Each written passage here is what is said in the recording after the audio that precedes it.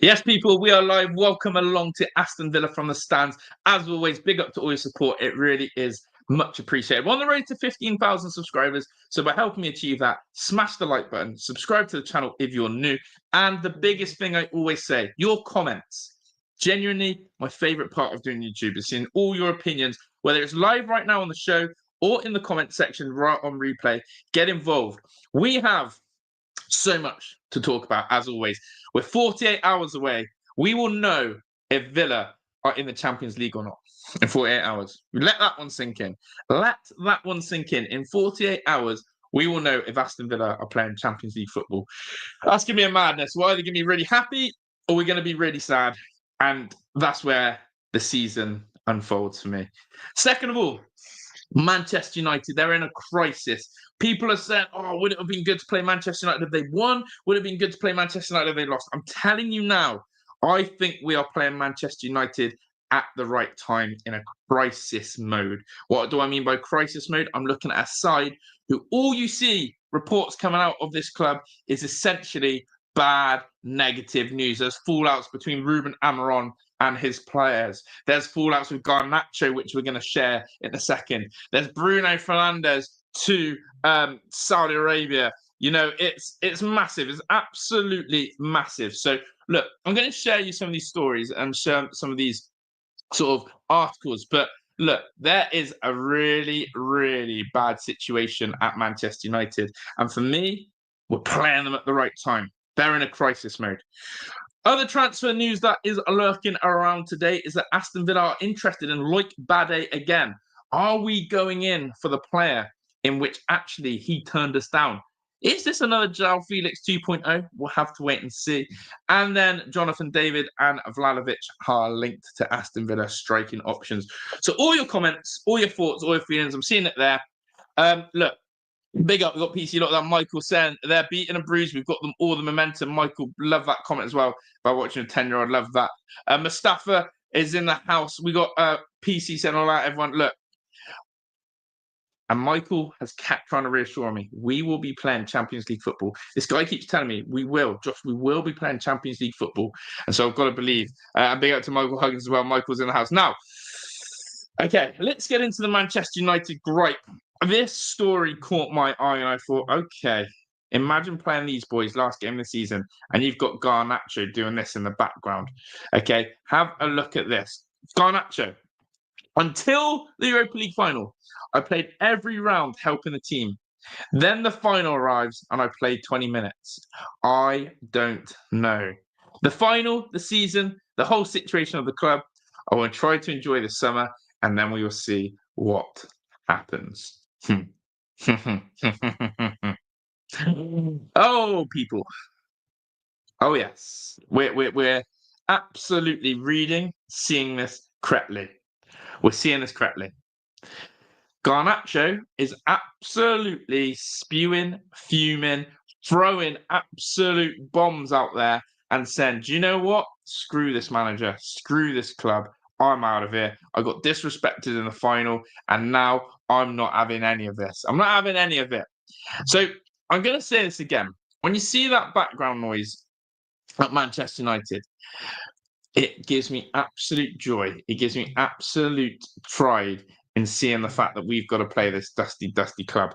And look, it's massive because we've got to take this really seriously, that everything that can go in our favour will go in our favour. And I see this as a big problem. Big problem for Manchester United. So you got Garnacho throwing the pelters, you got Garnacho throwing the sort of tantrums, and I'm saying I'm all here for it. I'm absolutely all here for it. And then the second phase you've got with Manchester United is, of course, Bruno Fernandes noise. Now, Bruno Fernandes, okay, for me, is their most influential player. We know he's had a run-in with Emi Martinez as well from the penalty spot. And yeah, you can't ignore it. But look at this. These are the stories that are coming in. Now, very similar to our Emi Martinez situation, guys. And let me know your thoughts. PC saying Villa winner, I'm moving to Western Superman. Big up to PC. Guys, what do you think of this story about Bruno Fernandes here? Al Hilal are ready to offer Man United a transfer of around 100 million if Bruno accepts a 3-year contract worth a basic 700,000 a week. and up to 65 million a season, including a signing on fee and bonus. They want the answer by the end of May. Okay, let's pause for a second. Why am I showing you the story? Manchester United captain Bruno Fernandes is getting offered the most lucrative, incredible deal. It's right here again. A £700,000 a week contract with a signing on and bonuses. Guys, if you are a player and your name's Bruno Fernandes and the club need to make a decision by the end of May, your head is not going to be on a pointless Premier League game for Manchester United. You're quite simply, your head's not going to be there. If you're Bruno Fernandes, you are going, this is an offer too good to turn down. So it links to Emi Martinez a bit for me. When we talk about Emi Martinez and we talk about the sort of issue that we got with Saudi clubs, and if you're going to go for money, and if you're going to go for glory in Europe, when you get and you see those figures of £700,000 a week, come on, it's going to take a lot to reject that. So you've got Garnacho throwing tantrums at Old Trafford, basically ousting Ruben Amorim. Ruben Amorim has come out and said some harsh words about his squad. You've got Bruno Fernandes, who is essentially sat there going, I've got an offer too good to turn down. Help. You've got the players absolutely sort of shell-shocked from that Europa League final. They simply did not turn up. They've taken a lot of pelters. I can imagine the Old Trafford crowd is going to be seriously underwhelming at the weekend. You have to ask these questions, chat. That loss and Spurs winning a trophy may absolutely have helped Villa's chances even more. As we have such a dusty record at Old Trafford, it's time to turn that around. So, look, Michael said, did you see they're sacking 200 of their staff? Feel bad for the employees, but absolutely love seeing the downfall. I mean, it's a crisis there. 18 cents short. I said, I actually think Bruno will go to Al Hilal. Exactly. Michael thinks he'll go for that. It's wonderful knowing there's no chance Emi goes to United now since they've got 0 European football next season. Exactly. Those Emi Martinez's links to Man United in the bin, get them out. Not happening at all. PC says, why would any player worth his salt forfeit the opportunity to play European Cup football by going to Saudi? And exactly that. And this is the big question that has to be asked, £700,000 a week. Where are you going as a footballer and your career and your money and your worth and your values, and why do you play the game? X, Y, and Z. Has Bruno Fernandes felt he's achieved enough in Europe now to pack his bags in, go to Saudi and cash in? It could happen. So when we talk about Man United are in a crisis, I genuinely believe Man United are in a massive crisis. I'm not going to stay too long on Man United tonight, but if you go on social media, if you look at the absolute dismay, the players are turning their back on Amorim. Amorim's throwing them under the bus. You've got, Garnacho's comments aren't helped. Apparently his brother, I saw something as well, Garnacho's brother has even chimed in and made a public Instagram post about it all. Mess. Now, when you watch that Europa League final and you look at Man United's attack, I'll be honest, the one player I fear for Manchester United is Amad Diallo. Apart from that, Mason Mount, Erasmus Højlund, Casemiro, Bruno, it's just all stale. Amad Diallo is the only player I look at who I look at and go, yeah, you're a little bit of a tricky player. You're quite a hard player to beat. I don't know, Rasmus, Mason Mount, Villa should be able to contain and handle them. I just think it's going to be very flat at Old Trafford. Their season is completely ruined now. Their league position is unacceptable. I can't see how the players get motivated. And so this game on Sunday is nothing to do with Man United, in my opinion. It's all about what Villa team turns up. What mentality do we get from these Aston Villa players? What headspace are we getting? How much do they want it? Can they handle the pressure? Can they go to Old Trafford away? And I think Unai Emery made some incredible comments about it all, which I'm going to show you now. His key comment was that we are going to arrive with the momentum and we're going to arrive with the style. And this is big for me because he says this: we're arriving in the moment, the key moment. And Unai means this. And what he means by that is, if you watch the full interview, Unai Emery has basically said in this interview that they set their goals and objectives. Unai Emery said they set their goals and objectives for the season. And within that, it was qualifying for the Champions League. And he said that the second half of the season has been incredible and they've been closer to achieving that objective. And they said, we are arriving in the moment, the key moment. What do I interpret from that? Is that the whole season is based on this game on Sunday. The whole season is based on the fact that actually, we're coming into this game on really good form. And it's time now to take the key moment. It's crazy. 1874 says he watches the Saudi Pro League and it's so bad. Not going to lie, I watched an Al Nassr game with John Duran in it. The likes of Sadio Mane, to see the downgrade of him and how he just ambles around the pitch is horrible to see. You used to see that guy tearing up in the Premier League, an absolute machine, a wizard. Yeah, it's terrible to see. Emmy says when at to boost the season's keeper shirt sales. It worked to me because I went and bought the green one. There we go, Michael. I love it. But yeah. And then Saudi Prince out there looking to sign a tired old land surveyor with Bade. He's a 5-year Canadian. There we go. PC's auditioning himself, and I like it. Big up to PC, the best PC, the best man in British Columbia is PC. So, look, I love it. Big up to you guys. Now, let's get on to the second story. Basically, as to conclude on that, Man United are in chaos, crisis. It's dusty, bad times there.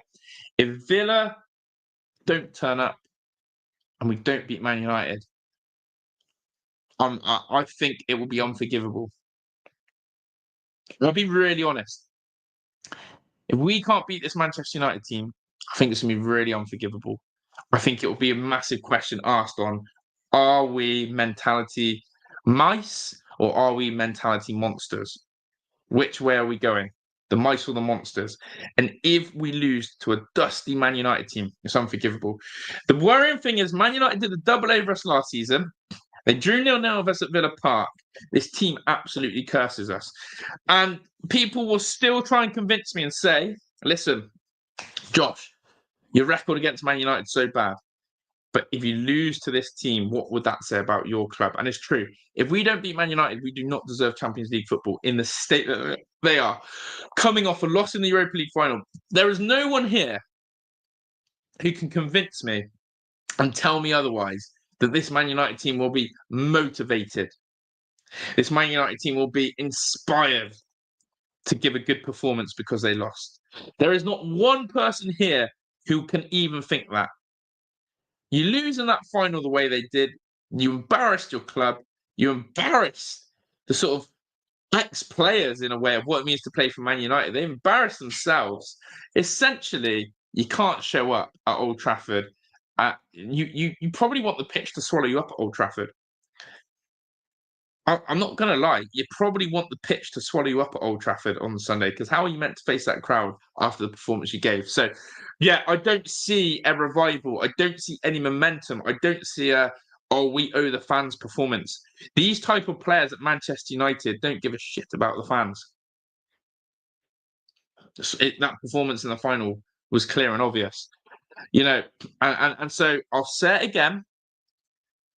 It is whether Villa will be mentality mice or mentality monsters. You let me know what Villa turns up. But Alan Foreman Auden has said Old Trafford won't be easy, they'll want blood. They will, but why is the question? Because the performance and abject mentality that I've seen from that Manchester United team, I don't see how they get up for it. Remember the Spurs curse before last time? We turned that around. Could Man U park the bus in a low block just to avoid losing at home on the last day?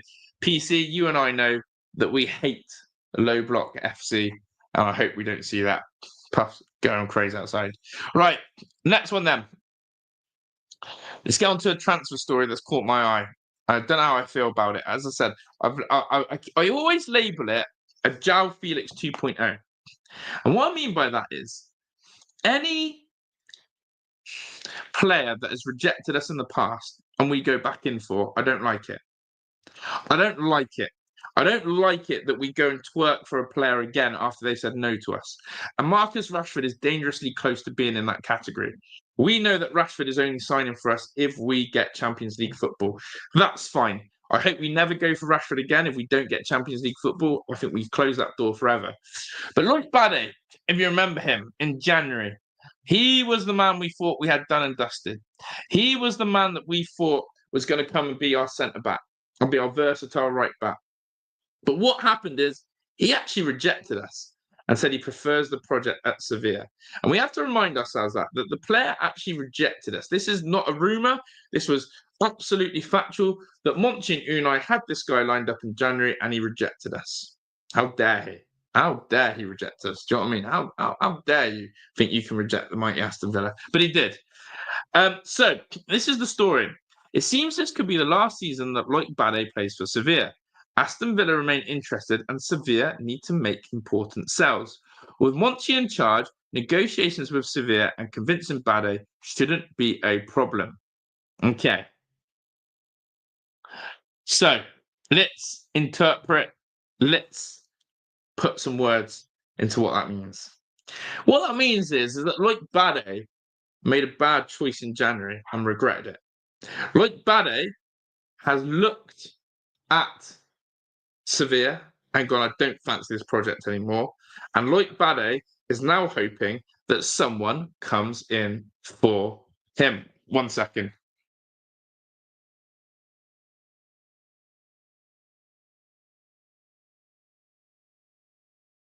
Sorry, Puff is going wild. I'm just trying to get the kids to sort her out.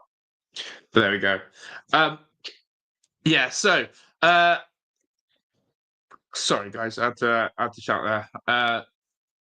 But listen, Loic Bade, don't want him. If you reject the Villa project, then I'm not interested anymore. You've had your chance, Loic, and you said no. And that is where I land with him. As I said, Monchi, Unai could probably convince him to come to us again, especially if we get Champions League football. If we get Champions League football, do you know what I mean? It's done, it's dusted, it's easy, it's come to us, it's come play for us.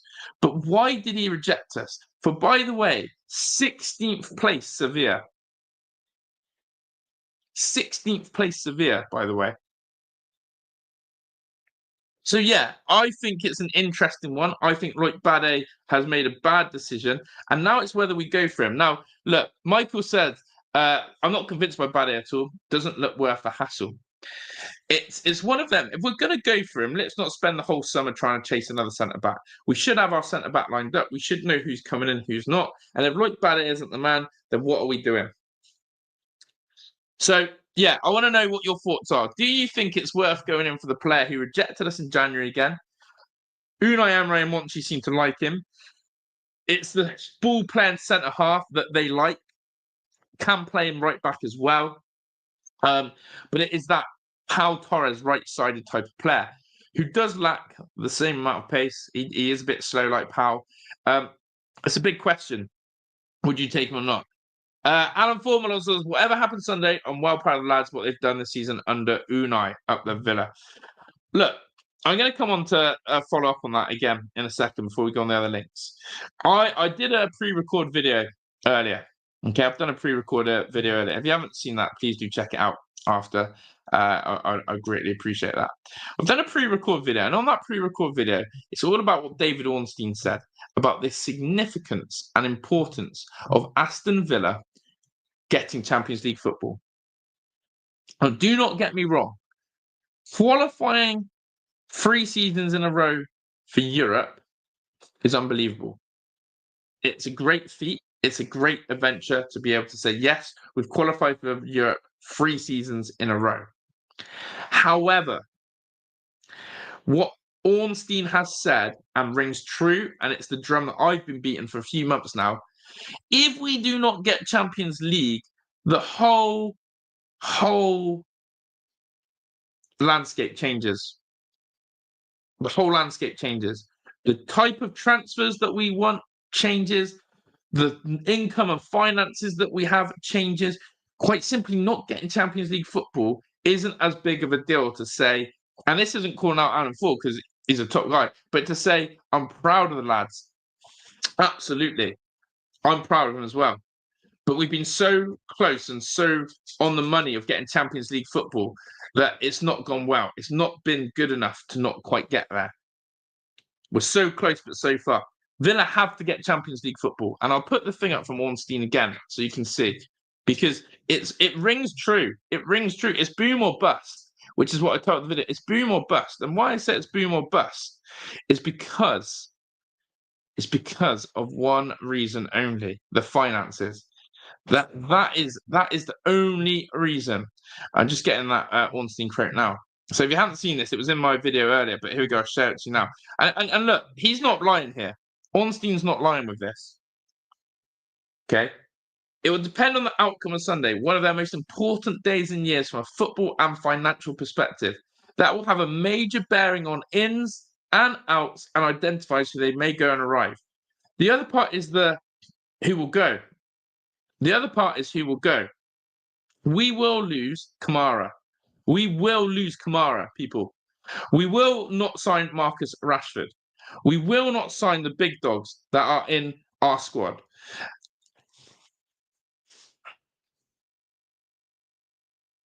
So, yeah.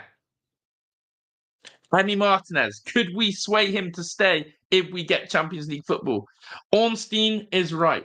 So, yes, qualifying for Europe 3 seasons in a row. Fair play, Unai Emery and Villa. You've taken us on a great journey. 3 seasons in a row. I'm blessed. I'm happy. I'm excited. But there is now this crunch stage where this ownership and Unai Emery genuinely have big goals. I think you're going to be surprised at the caliber of players we can sign if we get Champions League football. You want Villa winning trophies? You want Villa to win trophies? You want Villa to go and compete in the Premier League? Has to be UCL. It changes the absolute narrative. But yeah, Marzi saying that Bade may have liked his life in Sevilla. Super Matty, big up to him. Says good evening, Clan and Sir Josh. Big up to Super Matty. Hope you're not working too hard, my friend. So we've invested in Emmy shirts for Sunday and a rather large Emmy banner. Get him to stay. Do what he can. As I said, I think he's off. I think it's Auf Wiedersehen. But let him know how much he's loved. Could you turn his head? And that's what I mean. Like, will you see Bruno Fernandes get the same treatment? Will there be Bruno banners saying, look, Bruno, don't go to Al Hilal on £700,000 a week? You know, there's so many connotations there, and we've got to see. What's you tied got to with Villa Just? What's that, Lebo? You have to sort of say it again. I'm not quite sure what you mean. But at the end of the day, Ornstein is not lying here. It's boom or bust. Yes, we're still going to navigate the Europa League. Yes, we'll be able to do transfers in the summer, but it changes the landscape of who. And I'm 99.9% convinced, you know, that Boubacar Kamara will not sign a new contract and will leave in the summer if we don't get Champions League. That hurts. That hurts. That's why this game's absolutely massive. That's why this game is boom or bust, and we need to make sure it's boom. So yeah, please take note of that, people. That, you know, I'm not going to be critical of this Aston Villa season, but what I do think it will be is that it will be a reflection of we've missed out on a massive opportunity to progress as a club if we don't get Champions League. And how good would it be to be able to say back-to-back Champions League qualification? And I made a point in the video earlier, I did. Spurs, Manchester United, Chelsea, 3 teams in the Cartel 6 can't even say that they're back-to-back qualification in Champions League. Yeah? They can't even say that with chess, that they've done that in recent times. Qualifying back-to-back, Newcastle, another team, they can't say that they've qualified. They can't say that they've qualified Champions League football back-to-back. So I want that. I do. Ty says, even though what a massive weekend, we can do this. Believe. Second season Champions League. Listen, I'm loving the positive energy from Villa fans, by the way. There is a positive energy out there. A lot of you believe we're going to beat Man United. I do as well. We've got to put our faith in Nottingham Forest. We've got to put our faith in Nottingham Forest. It's a weird one. Ryan Gloria, now's the time to pounce, have fun, start Rashford. Rashford's obviously injured. He will not be playing. He also can't play because he's a loanee. But Rashford, for me, again, I'm sure Villa are stumping up the 40 million for Rashford if we qualify for Champions League football. I think we've already basically agreed that. I think we've basically already said we're getting Champions League football. And Rashford is coming. Super Matty, listen, look, he's being real like me. And this is where I want to say, I think there's some people who cuss you if you say something negative about Unai or the club because of the transition we're in. I'm 100%, and I'm not just saying it because he's a top guy and he's a member. You'll see the consistency of being like this.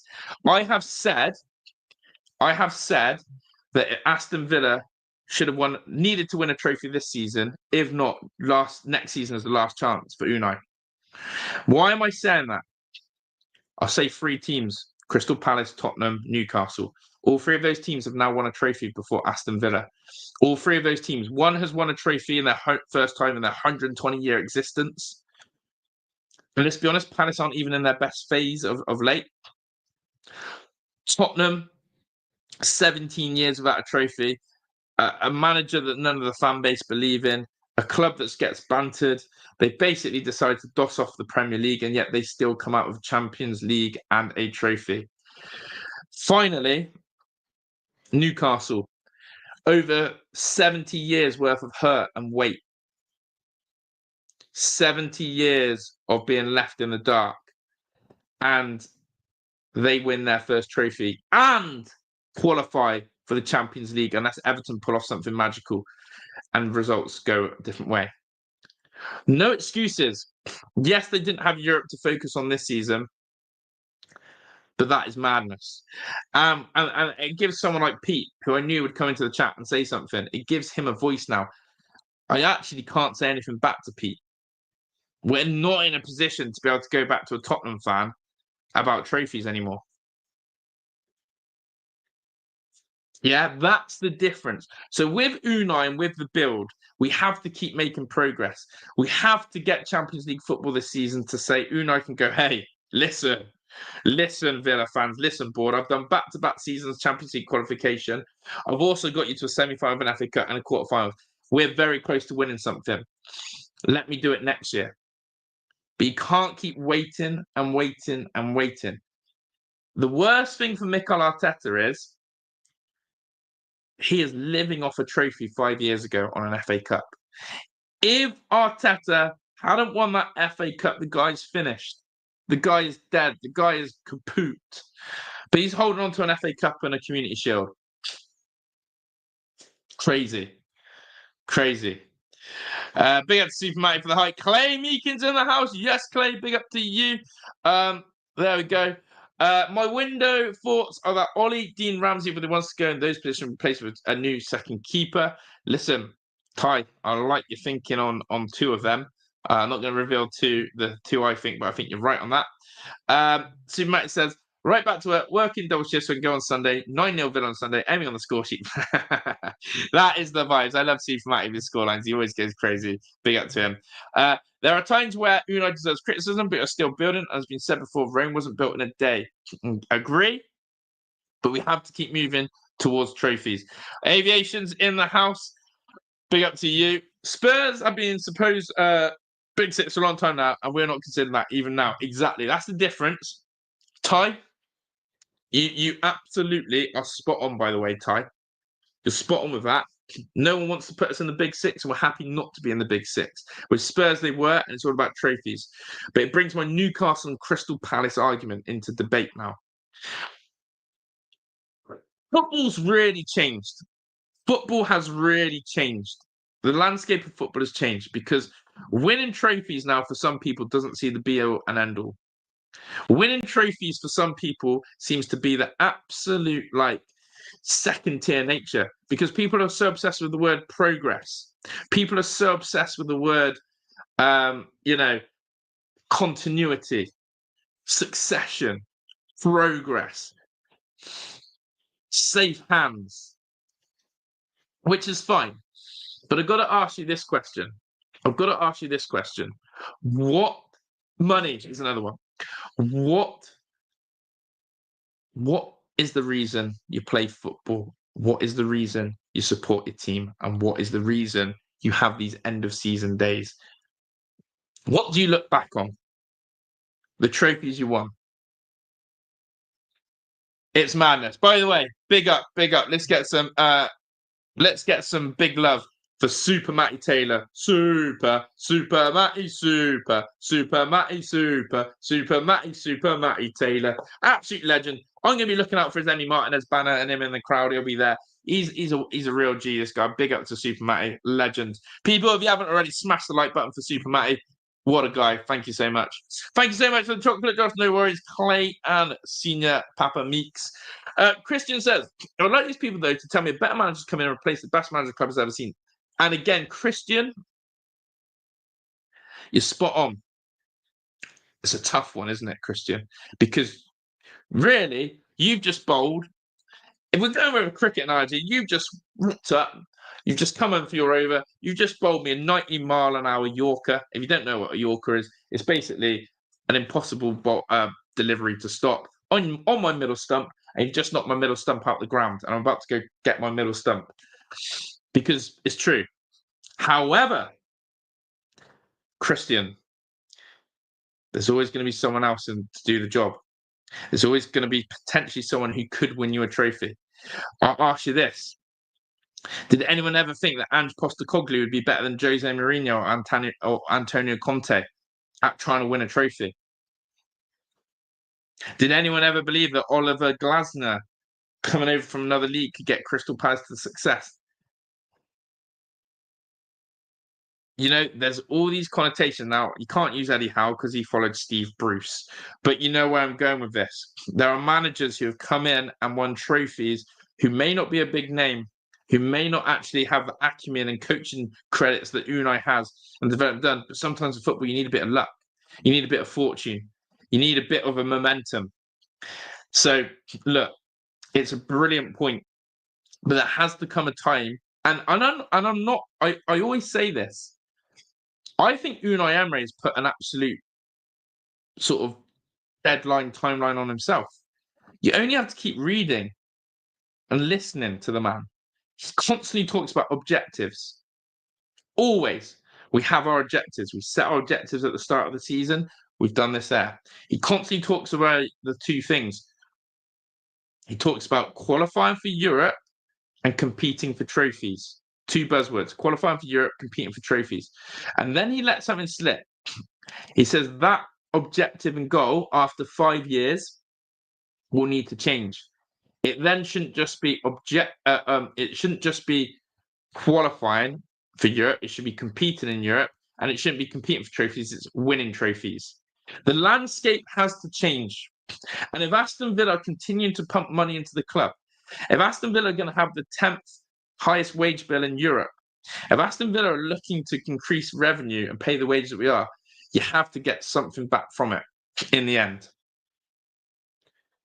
And Unai cannot be the forgotten man, the nearly man, the so close man, the did everything and took the club into the right place man.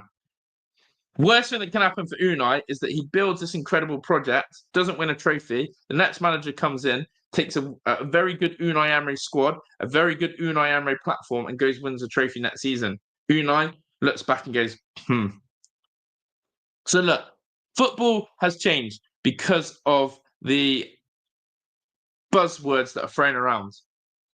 Money, progression, stability, top four. Those words seem to have overtaken the idea of winning trophies. Winning.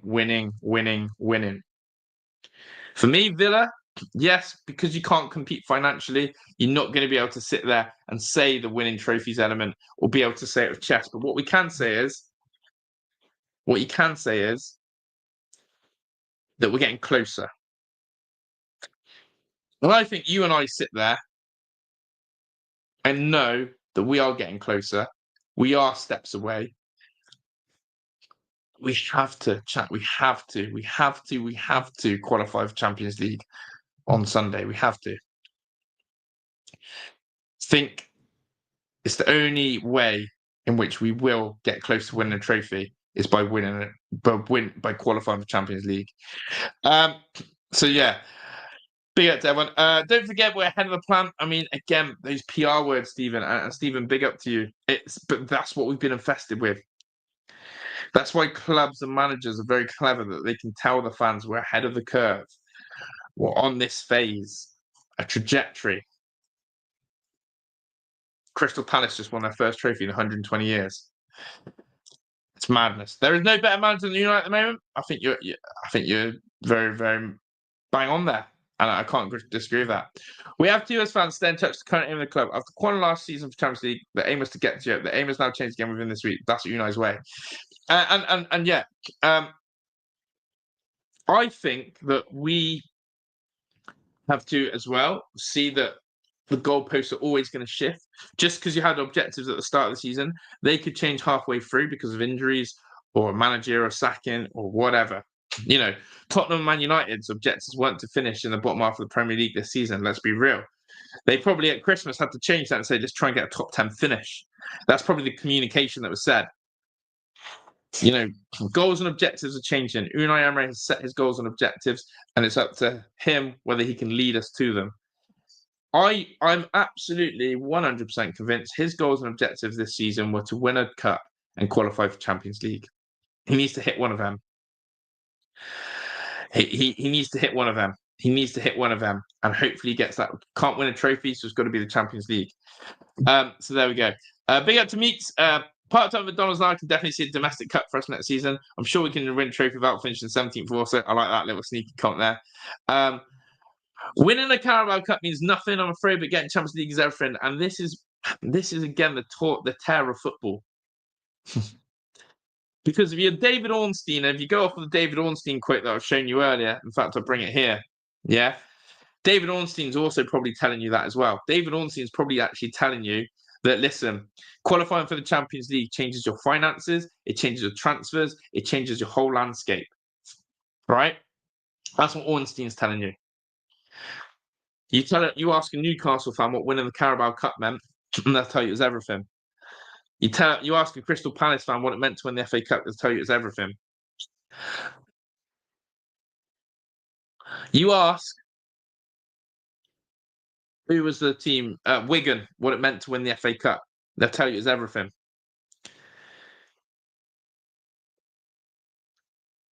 So, are you there for the glory and the single moment of seeing your club win something?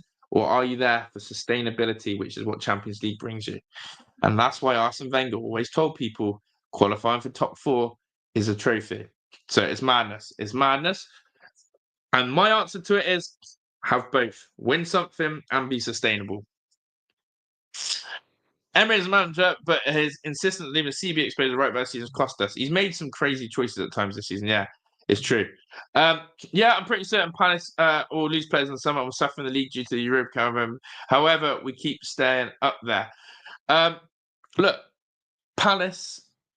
Here we go. I reckon, and be interested if I found a Crystal Palace fan. If you're a Crystal Palace fan, it's twisted, and you can answer this, but I don't think you are. If you're a Crystal Palace fan, I said you get to win the FA Cup this season. You get to have that moment. You get to be at the Wembley and witness it. But next season, you finish 16th, and you go out in the first knockout round of Europe. Are you okay with that? I'm sure they're going to say, hell yeah. Hell yeah. Because we stay in the Premier League and we won a trophy. You asked me as a Villa fan, you win the FA Cup or Champions League, but you finish mid-table, 15th, 14th, and you get knocked out in the Champions League group stage. I'm saying, yeah, but we won our trophy. So it's a really football, the dynamic, the landscape of football, because 10, 15 years ago, we wouldn't even be having this crazy conversation. 10, 15 years ago, with the likes of Patrick Vieira, Roy Keane, we wouldn't be having these conversations. The only conversation is, have you won a trophy this season? No? Okay, irrelevant. You've had a bad season. It was only until Arsene Wenger started seeing his side lose to Manchester United title after title, then he started seeing what it means to play for Champions League football as recruitment, that he went, hey, here we go. How do I keep the fan base on side? I tell them, because I've won the respect of the fan base, that qualifying for Champions League is just like a trophy. And it worked. It worked and it worked and it worked until what? Until Wenger kept falling shorter and shorter of winning the title. Erik ten Hag kept himself in a job at Manchester United last season because he won the FA Cup. Not his league finish, because he won the FA Cup. Ruben Amorim, Ineos have to make a decision on this guy. He hasn't won them a trophy. Yes, they brought him in mid-season. Is he there to be sacked? It's a really, really tough one. And the same with Ange. You know, Ange Postecoglou will have to have his opinion. So I'm not sat here saying Unai Emery, right now, for me, is in trouble. I'm not saying that he's in trouble, but what I am saying is I've listened enough of Unai Emery this season to know that he has objectives to meet. And one of those objectives is to win a trophy. In Champions League football qualification next season, or beating Man United and making it all align will allow us to compete for a trophy because of the finances and the ins and outs. Europa League changes that. Arian Luton Bigger said it'd take a sniper's effort to get rid of Unai. Exactly. Still think he's untouchable. I still think, as someone said, there's no better manager out there at the moment. But what I do know is that Unai Emery puts pressure on himself, and he has raised the level and expectation. Bring in Chevalier and Lajkovic. Yeah, listen, Chevalier, we did a video on it earlier. If you did see my pre-record earlier, look, Emi Martinez was linked to one of the Saudi clubs. I think it's Al Nassr. Yeah, big Al Nassr took John Duran off our hands. But we've been now linked with a Lille goalkeeper, who, by the way, is catching a lot of people's eyes. Now, have a look at this, chat. Have a look at this. Aston Villa had the 10th highest wage bill in Europe last season, more than Bundesliga champions at Bayern Munich. UEFA's squad cost ratio rules will drop next season, setting the amount clubs can spend of their revenue on players' costs at 70%. If you want to see another reason why Villa need to increase our revenue and to qualify for Champions League, have a look at this. The 10th highest wage bill in Europe.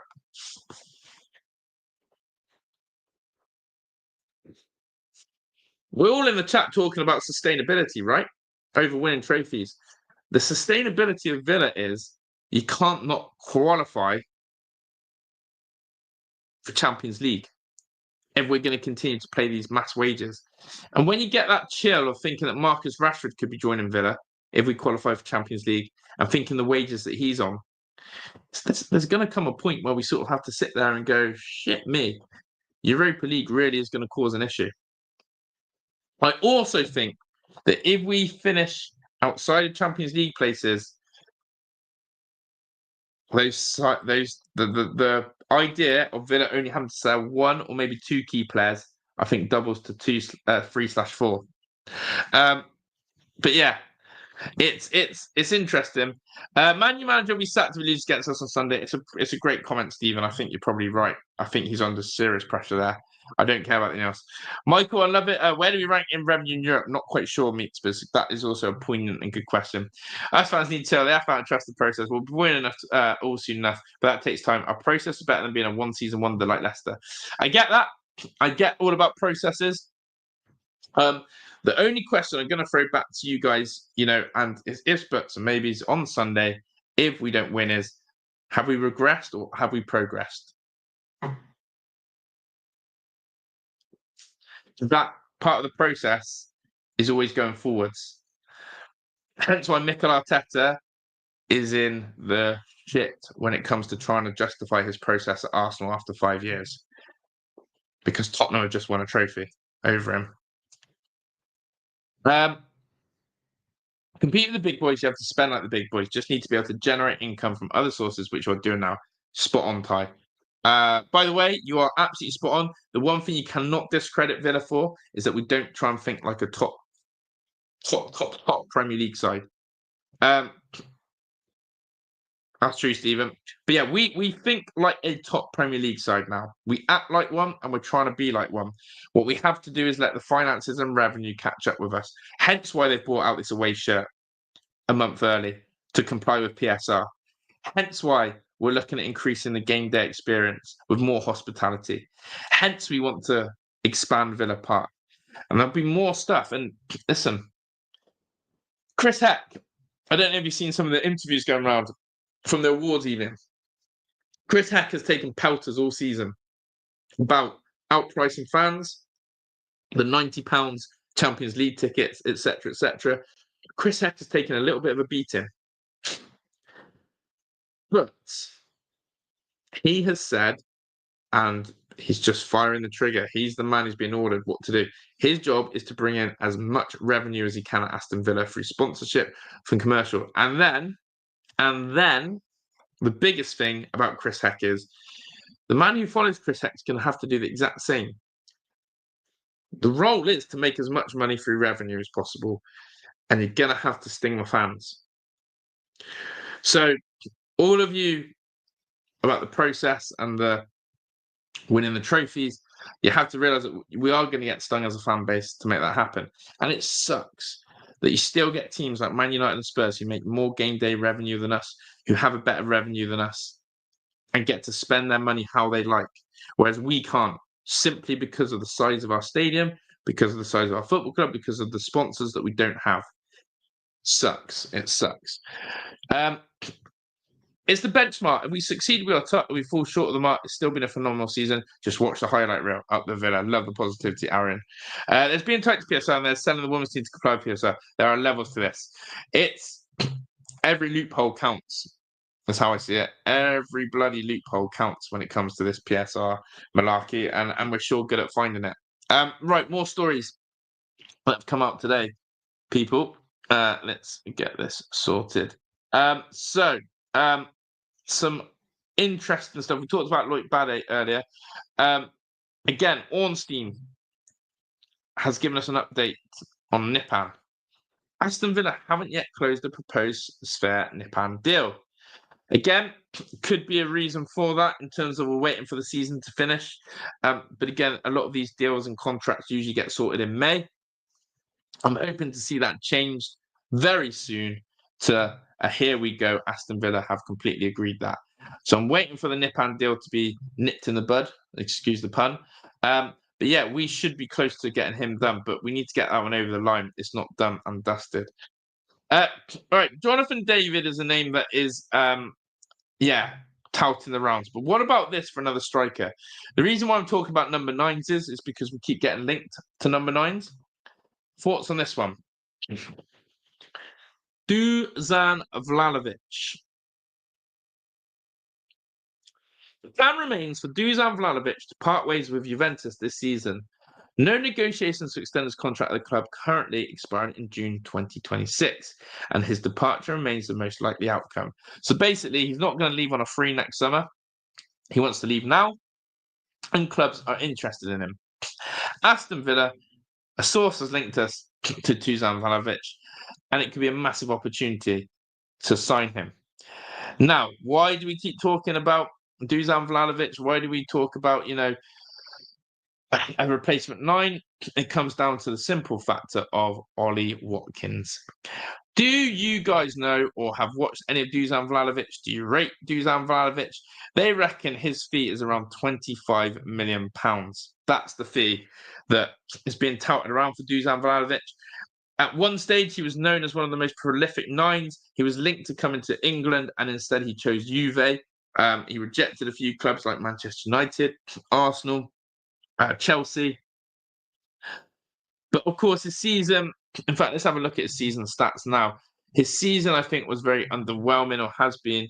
And yeah, I want to know what his stats are. There we go. Let's have a look at his stats. So this has been his stats in Serie A this season. Let me just get the right screen up. Dušan Vlahović. Thoughts, feelings on these stats. 28 games, 10 goals, 4 assists. Season before, 16 goals, 4 assists. So 10, 16, 10. Now, at 25 years old, Serbian international, he was hitting big numbers for Fiorentina.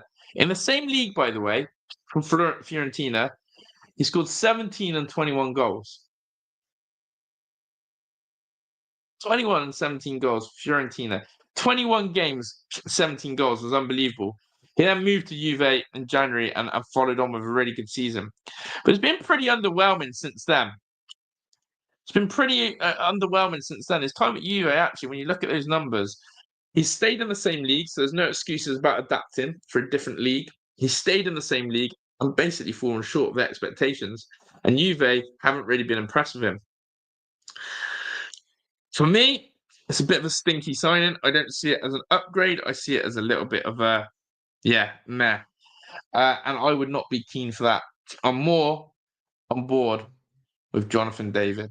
And that is the man that I hope Villa do look at. That transfer, that signing looks absolutely freaking deal. So, we've got to hope that that one comes into fruition, people. But all these rumours with Ollie, without Ollie, is something that we've got to wait and see what happens. But there we go. Don't want Uwe cast-offs. Yeah, absolutely. Ollie's numbers are much better, and he's done it at the best league in the world. It's true. Coutinho, Dendonk, and Moreno all on loan, still have another year to run on their contracts. Yeah, that's a big issue for me. The contracts they're on. We've got to try and sign. We've got to try and sell them so they don't leave on a free. That's going to be a pain. That is going to be a pain. To try and get rid of Coutinho, Dendonk, and Moreno is going to be a huge pain. Moreno hasn't even played for Forest, really, so they're not going to take him. I'm just waiting for that one. It will decide what happens over the coming months. Hopefully, all deadwood is shifted and we generate some good money from Emmy, Bailey, Buendia, possibly Dean and Ollie. See, a lot of people are putting Luca Dean in to leave, aren't they? A lot of people are putting Luca Dean to leave Aston Villa this summer because of some of the... Because basically he's come out and said, Villa haven't offered me a new deal yet and I really want to stay. So I have to see what the future holds. That's what Luca Dean's basically said. Luca Dean has basically said, guys, please give me a chance. I want to play for you. And Villa have turned around and gone, we're not there. So there we go. But big up to you guys. Big up to you guys. Indeed. Look, I'm just trying to see if there's any more stories, by the way. We unfortunately are a selling club due to our commercial revenue problems. Exactly. Yeah, we just talked to that echo banger that we're trying everything to make as much revenue as possible. Chris Hegg had a relentless task of doing it. And people are just upset that we still get shackled by PSR. And it is a bloody nightmare. It's a bloody nightmare. Eze and Jonathan David, for me, look, Eze won't leave Palace now, not after scoring the FA Cup final goal.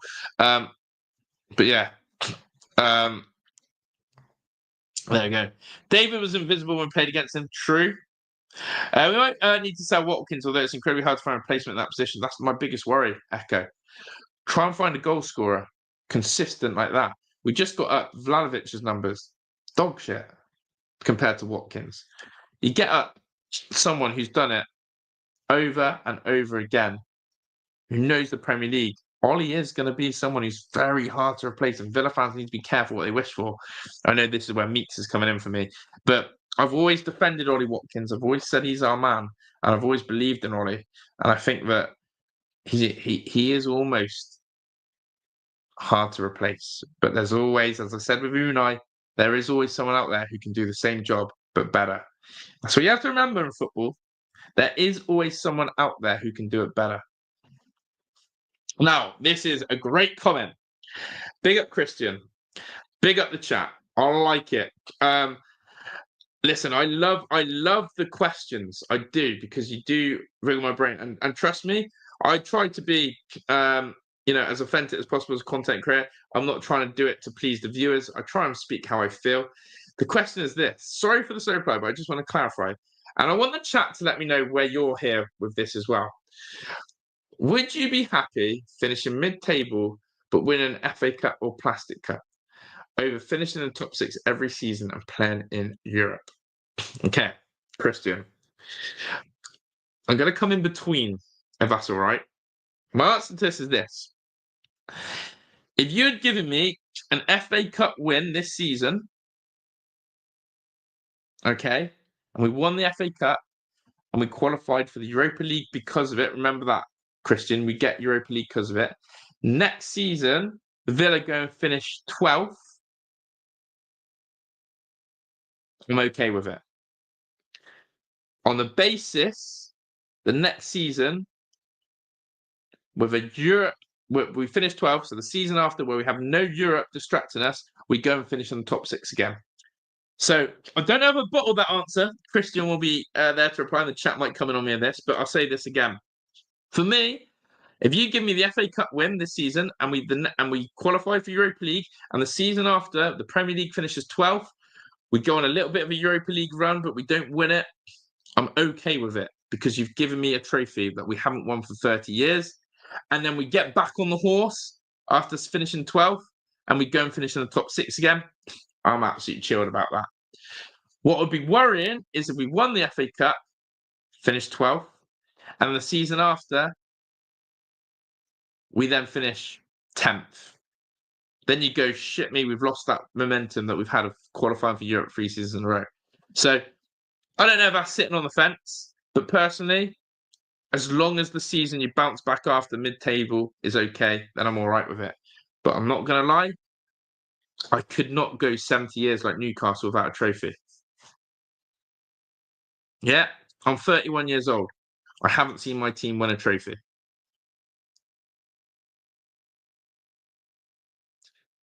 I haven't seen my team win a trophy. I want to see it. I want to see it. And I'm sorry, but the playoff final does not count. But yeah, there you go. There's my chance on that. I want to see sustainable progress over everything. I don't want to be a one-season wonder with a cup win, one season relegation battle the Nets. Exactly. I wouldn't want relegation, but as I said, I'm okay finishing 12th and then going again. I think that's the realism where I am. But listen, I'm an idiot. People may not agree with me. You may think, this guy right here hasn't got a clue. That's why we love football. It's full of opinions. You take it or leave it. Luckily, you guys seem to think I'm all right, so I can deal with that. But I can also take the banter and your opinions as well. I listen to. But Kristen has also loved the videos and all the content you put out. Keep up the good work. You know, that's top stuff. And as I said, we're going hard this summer. There's one promise to you on this channel is that, yeah, we love the transfer talk. It's one thing I do love about football is transfers. It's the evolution of transfers is unreal. I love talking about ifs, buts, and maybes. I love talking about scenarios. I love seeing, you know, the scope that's out there.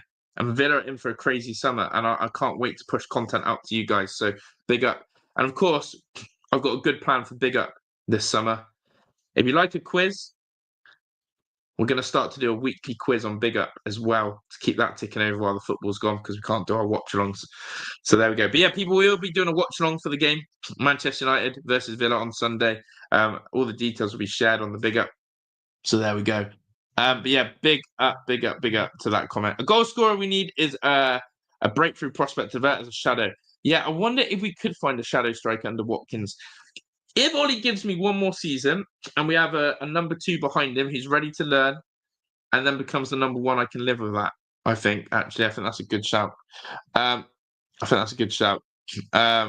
to be so young, says Stephen. I feel like the internet has made good progress. I hope it's sustainable.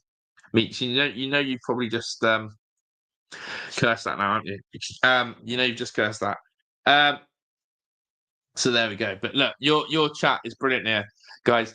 So yeah, just want to say that we will be doing that watch along on the weekend, which is going to be stressful. In fact, we're probably going to build up quite a long time before on YouTube. We're going to get the hype. We're going to get the feelings. Sunday is the biggest day ever. We have to deal with it. Quick one on Emi Martinez as well. And then I'm going to just show you one more thing that I hope you guys can get involved as well. But have a look at this. Have a look at this. Again, I mentioned it in my pre-record. Not everyone watches my uploads, but if you've seen it, then you'll see I've talked about this, a reason why, which is this. Emi Martinez has changed agents in a new hint he is ready to leave Aston Villa this summer. He's been taken on as an A-list client of super agent Jorge Mendes after leaving Universal 22, who had previously been listed as agent. Jorge Mendes is bad news, people. Jorge Mendes is bad news. I don't know why I keep having this. I don't know if it's hopium. I don't know if it's hopium, right? I don't know if it's hopium. But there's still part of me holding on to Emmy. And then I see a story every day that makes me change my mind. And then I'll reset. I'll go to bed. I'll wake up in the morning and go, do you know what? If we get Champions League football, Emmy Martinez is going to stay. He's going to be there to win a trophy with us and he's going to enjoy it. And then you get that. Oh, Jorge Mendes now, well, brilliant. What, the super agent who loves to get as much money as possible for himself and his client? There's only one place he's going. Saudi Pro League. Let me know. Oh my Christ, see. Yeah, let me know in the chat. Look, some of you saying he's staying. Emmy is staying. Let me know. I'll be real. I'm in the going camp. I can't hold on to this Emmy is staying business anymore because it's going to drive me nuts. It's going to drive me insane if I hold on to it because I can't keep flip-flopping every day. I think that was a very smart response, to be honest. But I would take our position in the table and maintain top 6 and get one trophy. And you're 35, I've never seen. Oh, interesting. So you've never seen a trophy either. It's interesting. And that's why it's so split. We need to generate about 200 million, spend about 100 million, get a couple of freebies in and see what happens. All depends on Sunday. Yeah. And Villaman Cloud is right. Unfortunately, part of Sunday is out of our hands. I've never liked Nottingham Forest more than I have now. I've never liked Trees. I've never liked Robin Hood. And now I do. Nuno, please just park the bus. Do whatever it takes. Beat them. Hudson-Odoi against his old club. That would be the story, wouldn't it? Callum Hudson-Odoi knocks out his old club. So, yeah, that would be interesting. If we don't get UCL, but get Europa League, that would be fine with me. And with Europa League, a win Europa League, we're back in UCL season after next.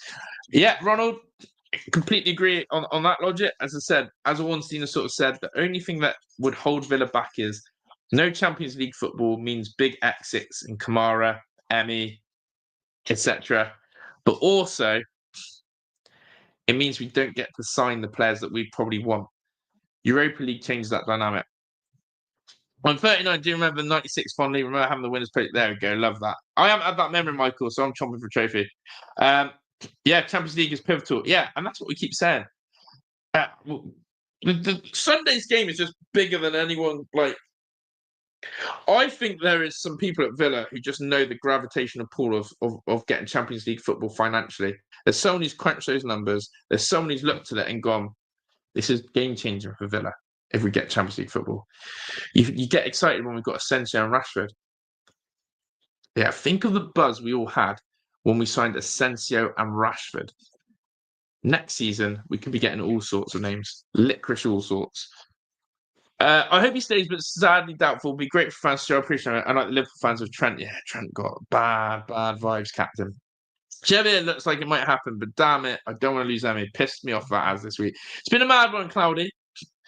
As I said, I've been flip-flopping on does he stay, does he go? I'm torn on the reports. You see one section, you think, the biggest one for me is where you start to think about how settled he is. His family, his wife's opened that shop. Emmy wants to win a trophy for Villa. We gave him the best chance of his life. But then you see the Jorge Mendes situation, and you hear Saudi clubs, and you hear that, and you hear the greed that's in football, and you think, damn. As I said, I reported earlier, Bruno Fernandes has been offered a £700,000 a week deal in Saudi. £700,000. Let that sink in, chat. Let that sink in. And Bruno is going to be playing on Sunday with his head in the clouds, thinking, how can I turn down £700,000? That's what he's going to be thinking, chat. That's what he's going to be thinking. Best case for everyone is Forest win and Chelsea win the conference and finish 7th, and the 8th spot gets Europe. I'll be honest, I don't want Chelsea winning that trophy either. I'm very much Chelsea, fall out of Champions League and don't win that conference league. But Ben Foster and imagine the scenes. Imagine the scenes. But yeah, look, tomorrow I've got a bit of a different stream lined up tomorrow. I will probably be looking to tell you my predictions for the final day of the season with results, with scorelines, with the connotations. I'm going to try and predict the final day of the season for those that matter. So, yeah, there you go.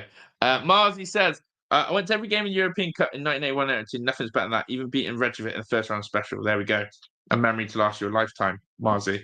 A memory to last you a lifetime. And with that, that's what I'm craving as a fan now. I'm resigned to seeing him leave. The writing's on the wall. Yeah, it's true, Meeks. Me and the boy being upset about him a week made me go and buy the keeper shirt. Look, I love that sentiment. I love that. Maybe he stays. See, we're toying with ourselves. Right, a little thing I'm going to share with you.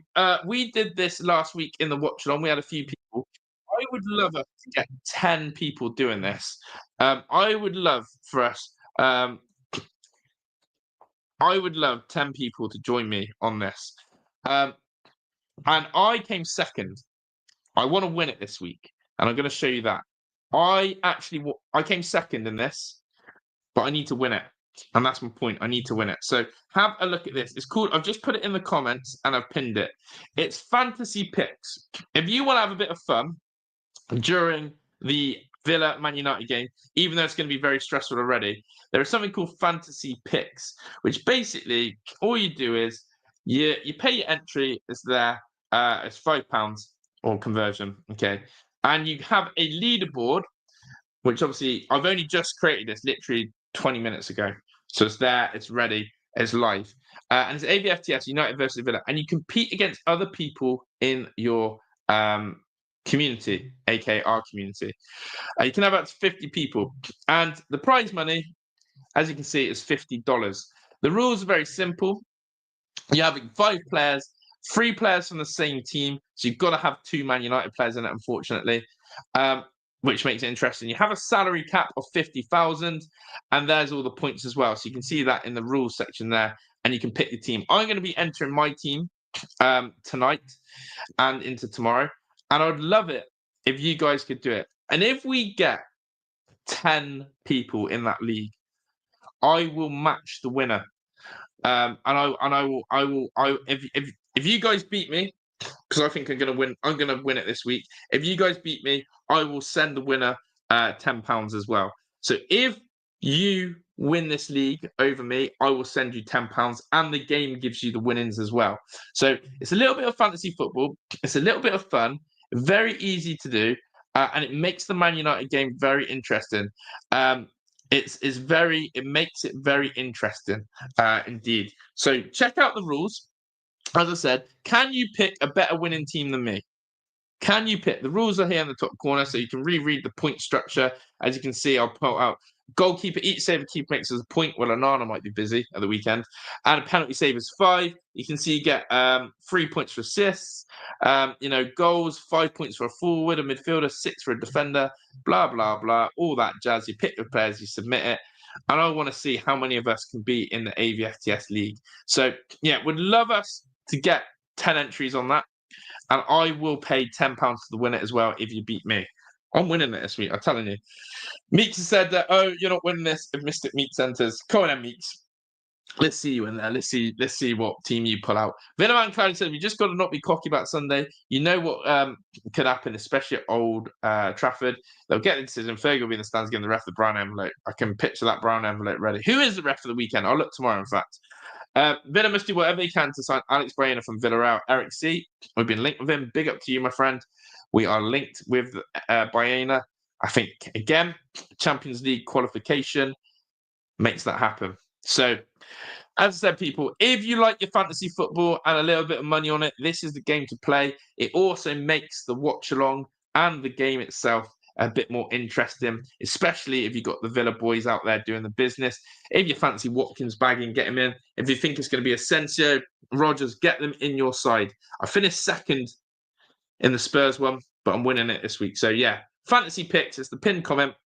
I'm going to put it in the chat, in the comment section after.